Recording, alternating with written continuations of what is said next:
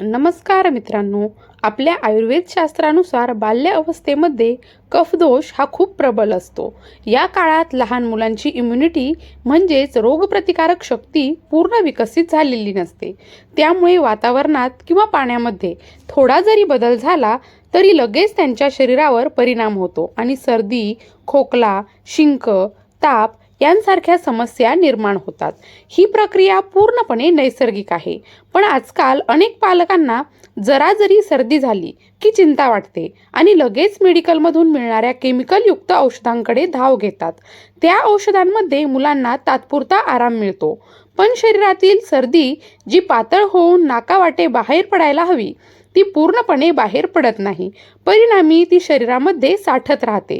औषधांचा परिणाम संपताच पुन्हा सर्दी, कफ आणि खोकला परत येतो. जर हे चक्र सतत चालू राहिलं, म्हणजेच पालक वारंवार मुलांना ही औषधं देत राहिले, तर त्याचे परिणाम अत्यंत गंभीर होऊ शकतात. अशा प्रकारे सतत केमिकलयुक्त औषधं दिल्यामुळे लहान मुलांमध्ये बालदमा, न्यूमोनिया यांसारख्या आजारांचा धोका हा वाढू शकतो. त्याहूनही भयंकर म्हणजे इतक्या लहान वयात अशी औषधं दिल्यामुळे त्यांच्या किडनी आणि लिव्हरवर देखील वाईट परिणाम होतो. म्हणूनच पालकांनी शक्य तितक्या वेळा नैसर्गिक घरगुती उपायांवर विश्वास ठेवावा. हे उपाय आयुर्वेदामध्ये शेकडो वर्षांपूर्वी सांगितले गेले आहेत आणि अगदी 1 महिन्याच्या बालकापासून ते 15 ते 20 वर्षांपर्यंतच्या मुलांपर्यंत सर्वांसाठी हे सुरक्षित आणि प्रभावी ठरतात. आजच्या या व्हिडिओमध्ये आपण पाहणार आहोत एक जादुई चाटण. हा असा उपाय आहे जो अगदी पहिल्या वापरापासूनच फरक दाखवतो. म्हणूनच याला जादुई म्हटलं आहे. मुलांच्या सर्दी कफाची समस्या नैसर्गिकरित्या कमी होते, श्वसन मार्ग स्वच्छ होतो आणि मुलं अधिक शांत झोपू शकतात. आज आपण हे चाटण कसं बनवायचं, त्याचा वापर आणि वेगवेगळ्या वयानुसार प्रमाण किती द्यायचं हे सगळं एकदम सोप्या भाषेमध्ये समजून घेणार आहोत. म्हणून हा व्हिडिओ कुठेही स्किप न करता शेवटपर्यंत नक्की पहा आणि आवडल्यास लाईक करा, शेअर करा आणि अजूनही आपल्या चॅनलला जर तुम्ही सबस्क्राईब केलेलं नसेल तर लगेच सबस्क्राईब करून घ्या, जेणेकरून अशाच नवनवीन आयुर्वेदिक माहितीचे अपडेट्स तुमच्यापर्यंत सर्वात आधी पोहोचतील. तर मित्रांनो, सर्वात पहिला घटक म्हणजे वेखंड. यालाच वचा असं देखील म्हटलं जातं. सर्दीचं रामबाण औषध आयुर्वेदामध्ये सांगितलं गेलं आहे. यालाच वचा बालामृत असं देखील म्हटलं जातं. हे जवळजवळ प्रत्येक आयुर्वेदिक दुकानामध्ये सहज उपलब्ध होतं आणि किंमतही खूप कमी असते. वेखंड वापरताना स्वच्छतेची पूर्ण काळजी घ्या. हात, भांडी आणि वापरायची सगळी साधनं पूर्ण स्वच्छ ठेवा. जर बाळ 6 महिन्यांपेक्षा लहान असेल तर आईचं दूध किंवा जे दूध बाळाला देता त्याच मिश्रणात हे वापरावं. 6 महिन्यांच्या वरील मुलांसाठी उकळलेलं स्वच्छ पाणी वापरलं तरी चालेल. 1 वर्षाच्या वरील मुलांसाठी मधामध्ये उकळून हे चाटण तयार करून देऊ शकता. पण लक्षात ठेवा, 1 वर्षाखालील बाळांना मध अजिबात देऊ नका. 1 महिन्याच्या बाळासाठी 1 रुपयाच्या नाण्या एवढा वेखंड घ्यायचा आहे. दर महिन्याला जसं जसं बाळ वाढतं तसं प्रमाण हळूहळू वाढवायचं आहे. बाळ जर सतत चिडचिड करत असेल, पोट व्यवस्थित साफ होत नसेल तर वेखंड जंतनाशक म्हणूनही अतिशय उपयुक्त आहे. ताप आल्यावर सुद्धा हे बाळासाठी खूपच फायदेशीर ठरतं.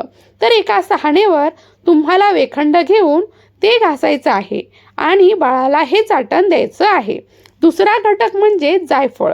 जायफळ हे कफ बाहेर काढण्यासाठी आणि झोप सुधारण्यासाठी खूप प्रसिद्ध आहे. जर बाळाला सर्दी कफामुळे झोप लागत नसेल, रडरड करत असेल तर जायफळ वापरल्याने त्याला खूप असा आराम मिळतो. पण एक गोष्ट लक्षात ठेवा, प्रमाण जास्त झालं तर बाळाला उलटी देखील होऊ शकते. 6 महिन्यांपर्यंतच्या बाळासाठी फक्त 3 ते 4 वेढे पुरेसे आहेत. फक्त सर्दी असेल तर हे घटक वेखंड, जायफळ आणि पुढील घटक वापरले तरी चालतात. पण जर सर्दीबरोबर खोकला आणि कफ जास्त असेल तर अजून घटक घ्यावेत. तिसरा घटक म्हणजे हळकुंड. आपल्या सर्वांना माहिती आहे, हळद म्हणजे नैसर्गिक अँटीबॅक्टेरियल आणि अँटीव्हायरल औषध आहे. घशातील इन्फेक्शन, कफ रक्तातील किंवा व्हायरल इन्फेक्शन झाले तर हळद अत्यंत उपयुक्त ठरते.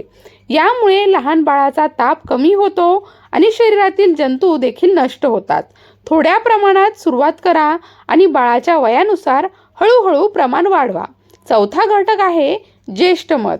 ज्येष्ठ मधामुळे कफ पातळ होतो, छातीमध्ये साठलेला कफ बाहेर येतो, घशातील इरिटेशन आणि खोकला कमी होतो. याची चव गोड असल्यामुळे मुलांना ते खूप आवडते. याचं प्रमाण थोडंसं वाढवलं तरी देखील चालू शकतं. आता पाहूया या चाटणाचं प्रमाण आणि वापरण्याची पद्धत. हा चाटण तयार झाल्यावर बाळ झोपल्यावर त्याच्या छातीवर, पाठीवर, पायांवर हलकं लावा. त्यामुळे छातीतील कफ पातळ होतो आणि बाळाला श्वास घेणं सोपं होतं. 6 महिने ते 1 वर्षाच्या बाळासाठी पाव चमच्यापेक्षा कमी प्रमाण असावं. 2 वर्षांच्या मुलासाठी पाव चमचा, 4 ते 5 वर्षांच्या मुलांसाठी पाव ते अर्धा चमचा. प्रमाण हे बाळाच्या वय, वजन आणि आजाराच्या तीव्रतेनुसार थोडंफार कमी जास्त करता येऊ शकतं. हे चाटण दर 2 ते 3 तासांनी द्यावं. जर तुम्ही हे चाटण बाळाला सलग 5 ते 7 दिवस दिलं तर उत्कृष्ट परिणाम मिळतात. चाटण दिल्यानंतर 10 मिनिटं बाळाला पाणी देऊ नका, कारण त्या वेळेमध्ये औषध घशात राहूनच काम करतं. जर बाळाला चव तिखट लागली तर 1 वर्षाच्या वरच्या मुलांना थोडासा मध तुम्ही देऊ शकता. या सर्व घटकांचा उष्ण आणि तीक्ष्ण गुणधर्म असल्याने थोडीशी तिखट चव येते. कधी कधी बाळ उलटी करतो, पण ती खरं तर चांगली गोष्ट आहे, कारण त्यामुळे घशात, नाकात किंवा छातीमध्ये साठलेला कफ हा बाहेर पडतो. तर नक्की हा उपाय करून पहा. खूप पालकांनी हा प्रयोग करून पाहिला आहे आणि त्यांना आश्चर्यकारक परिणाम देखील मिळाले आहेत. मुलांची सर्दी, कफाची समस्या ही नैसर्गिकरित्या बरी झाली आहे. झोप सुधारली आणि औषधांवरचा अवलंब कमी झाला आहे. तुमचं याबद्दल मत, अनुभव आणि परिणाम मला कमेंटमध्ये नक्की कळवा. इतर पालकांसोबत ही माहिती शेअर करा आणि अजून असेच आयुर्वेदिक शास्त्रोक्त माहितीचे व्हिडिओ पाहण्यासाठी आपल्या चॅनलला लगेच सबस्क्राईब करून घ्या. आजचा व्हिडिओ पूर्ण पाहिल्याबद्दल मनपूर्वक धन्यवाद.